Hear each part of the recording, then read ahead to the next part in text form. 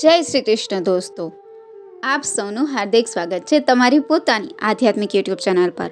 આજે આપણે જાણીશું એક અત્યંત પવિત્ર અને ચમત્કારિક કથા, કામદા એકાદશી વ્રત કથા। એવી કથા જે પાપોને નાશ કરી જીવનમાં સુખ અને શાંતિ લાવે છે। ચૈત્ર મહિનાના શુક્લ પક્ષમાં આવતી કામદા એકાદશી ખૂબ જ પવિત્ર માનવામાં આવે છે। ભગવાન શ્રી કૃષ્ણે આ એકાદશીનું મહાત્મ્ય યુધિષ્ઠિરને સમજાવ્યું હતું। કહેવામાં આવે છે કે આ એકાદશીનું વ્રત કરવાથી મનુષ્યના બધા પાપો નષ્ટ થઈ જાય છે। આ એકાદશી પાપરૂપ ઈંધણ માટે દાવાનળ સમાન છે, એટલે કે પાપોને સંપૂર્ણ રીતે ભસ્મ કરી દે છે। ચાલો આની કથા પણ જાણી લઈએ। પ્રાચીન સમયમાં પુંડરીક નામનો એક રાજા હતો। તે ભોગીપુર નામના શહેરમાં રાજ કરતો હતો, પરંતુ તે પોતાની પ્રજાની કોઈ ચિંતા કરતો ન હતો। હંમેશા ભોગવિલાસ અને આનંદમાં જ મગ્ન રહેતો હતો। તે જ રાજ્યમાં લલિત અને લલિતા નામનું દંપતી રહેતું હતું। બંને એકબીજાને ખૂબ પ્રેમ કરતા હતા। લલિત રાજ દરબારમાં સંગીત ગાતા હતા।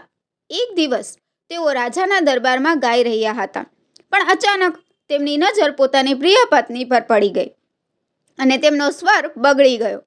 આ જોઈને રાજા પુંડરીક ખૂબ ગુસ્સે થઈ ગયા અને ગુસ્સામાં આવીને તેમણે લલિતને રાક્ષસ બનવાનો શ્રાપ આપી દીધો।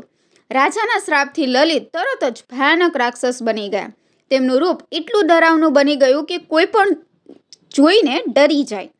આ જોઈને લલિતા ખૂબ દુઃખી થઈ। તેણે પોતાના પતિને આ હાલતમાં જોઈને શાંતિ ન રહી। તે પોતાના પતિને બચાવવા માટે જંગલોમાં ભટકતી રહી, દરેક પાસે ઉપાય પૂછતી રહી। એક દિવસ જંગલમાં તેને એક સુંદર આશ્રમ દેખાયો। ત્યાં એક મહાન ઋષિ રહેતા હતા। લલિતાએ ઋષિને પ્રણામ કરીને પોતાની દુઃખભરી વાત કહી અને પૂછ્યું કે મારા પતિને આ દુઃખમાંથી કેવી રીતે મુક્તિ મળી શકે। ત્યારે ઋષિએ કહ્યું, હાલ ચૈત્ર માસની શુક્લ પક્ષની કામદા એકાદશી ચાલી રહી છે। આ વ્રત તમામ પાપોને દૂર કરનારું છે।